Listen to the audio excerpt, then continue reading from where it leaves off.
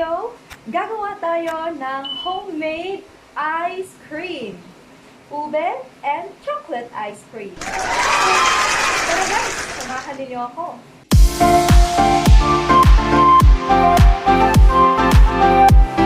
Hi everyone, Bella's here and welcome back to my channel. In today's video, we are going to make a homemade ice cream. So, as you can see, meron tayong few ingredients lang. Siguro, 3 ingredients lang, makakagawa na kayo ng your own version of ice cream.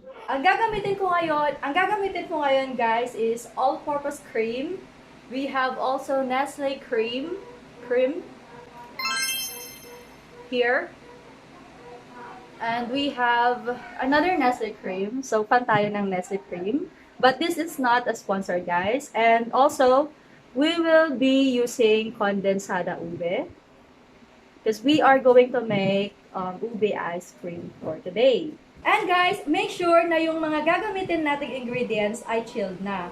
So, yung condensada natin, Nestle cream, chilled na yan sila. So, kailangan talaga chilled, malamig, para sa hindi tayo mahirapan later. Para hindi bumagsak yung ating ingredients. So now, kailangan natin ng mixing bowl and i-assemble na natin si Scarlett. So makikita natin ngayon guys kung gaano kagaling si Scarlett. This is not sponsored guys, pero baka naman Scarlett. So i-assemble na natin guys. Maganda sa... and actually guys, kaya ako naisipang gumawa ng ice cream kasi sobrang init ngayon and masarap kumain ng ice cream nowadays kasi sobrang init. Summer na talaga guys sa Pilipinas. So ayan, i-assemble na natin, saksak na natin si Scarlett. Then, kailangan na natin ito para pang mix mamaya. So, let's go guys! Simulan na natin!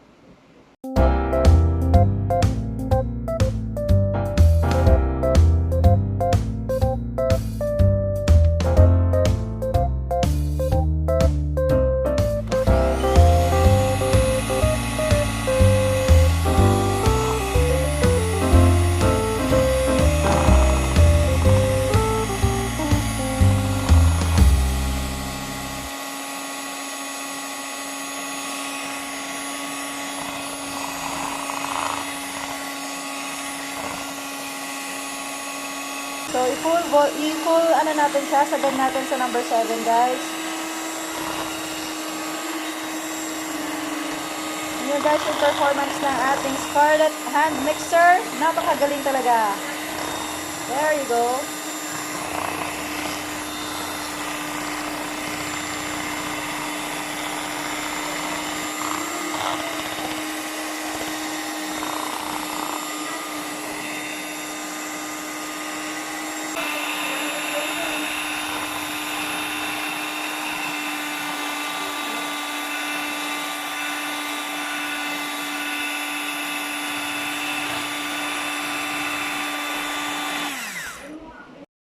Ayun guys, i-mix lang natin siya hanggang sa mag-double na yung volume kasi kailangan natin makuha yung smooth texture ng ice cream mamaya.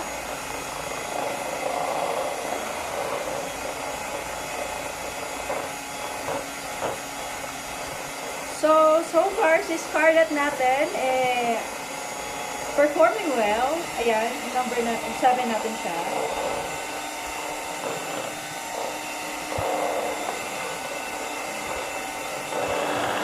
Kailangan, maganda yung pagkakamix niya guys.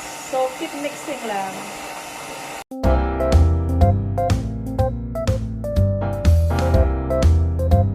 Malapit na mag-double yung size para dumami na din siya guys. So, ang gagawin ko, hatiin ko ngayon kasi I want to make ube ice cream. And then yung isa, chocolate ice cream. Para dalawa, para masaya guys. So here, tuhagin natin siya. So, this one is for chocolate. Set aside muna natin. So, now, I want to mix na yung aking ube. There. Kalahati lang kasi ayaw natin ng matamis. So, there. And keep mixing.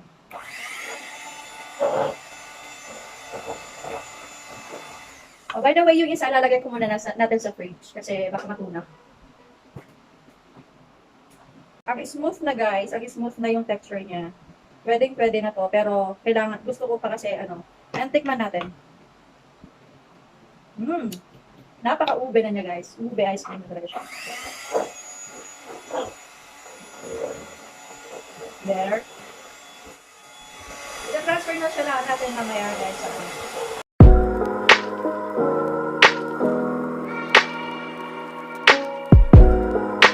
Okay, ready na ang ating ube ice cream mixture.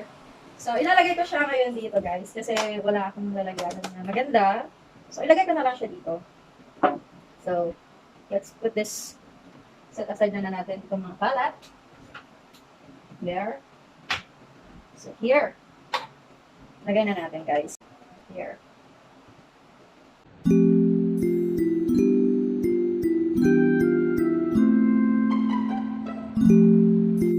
So, ito na ang ating ice cream ube mixture.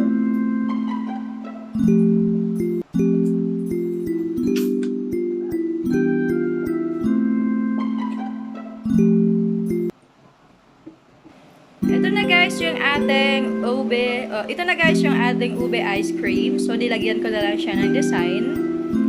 So, ganyan siya. Ito na yung ilalagay natin sa fridge.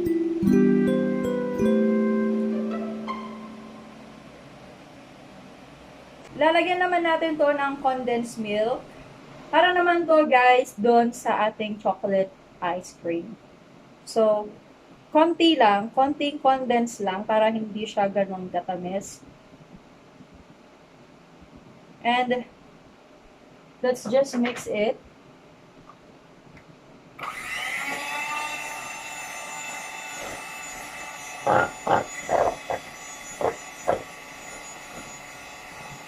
So, keep mixing guys. Keep mixing. So, ihalo lang natin maigit. We want our ice cream guys to be smooth. So, kailangan maging maganda yung pagkakamix ng ating ice cream.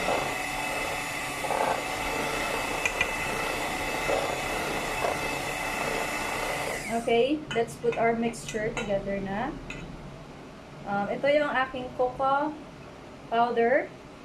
So, lagyan lang natin siya guys ng 30 ml. So, here. Kunti pa.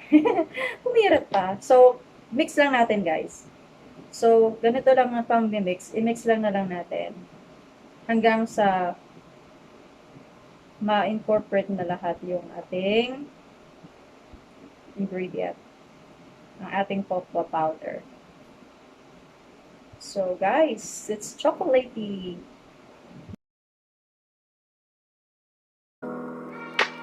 Yung bahala, guys, kung gano'ng katamis yung inyong ice cream. Sa akin kasi ayoko ng gano'ng katamis na ice cream.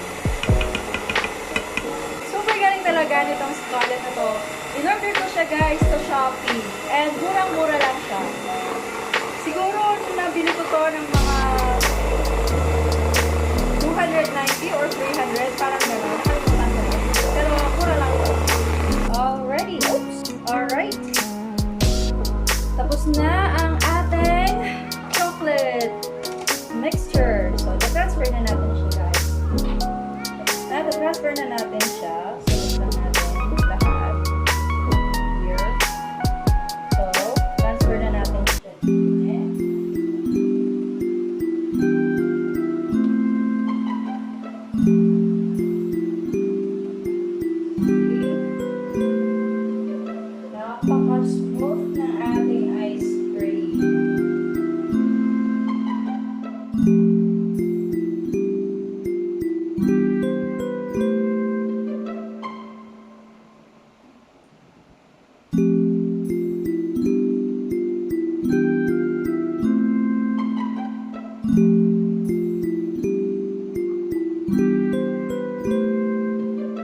Oh, by the way, first time ko palang gawin tong ice cream. Ice cream and ube na flavor.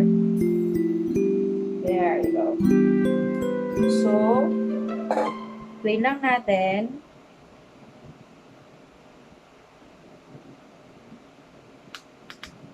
And we're good. So, tak-tak lang natin. I-incorporate lang natin. Halo lang natin mabuti. So, eto na ang ating chocolate ice cream. Okay, so tapos na natin lahat. Yung mixture natin, yung chocolate ice cream and yung ube ice cream natin. We have to wait after siguro 6 to 8 hours para tumigas yung ating ice cream. And i-update ko kayo mamaya guys, or anong oras na ba ngayon? So, after 6 hours, tikman na natin yung ating homemade ice cream, ube, and chocolate. So, mamili kayo guys. Ube ice cream or chocolate ice cream. Pwedeng dalawa na lang, please. Ayun guys, so napaka-messy ng ating kusina ngayon. So, well, ano pa nga ba? Magliligpit na naman ako. Ganyan talaga.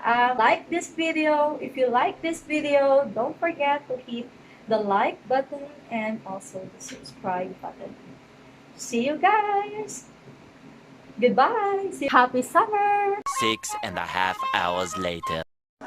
Hello guys! Ito na yung ice cream na... Ito na yung ice cream na ginawa ko. So, ube tsaka yung chocolate cake. Tara, kain tayo guys.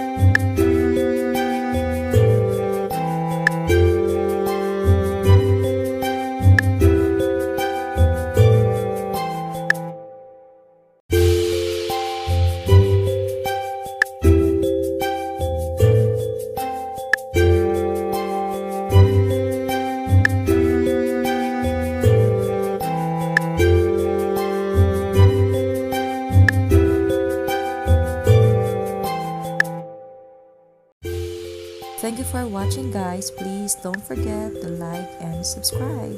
Goodbye!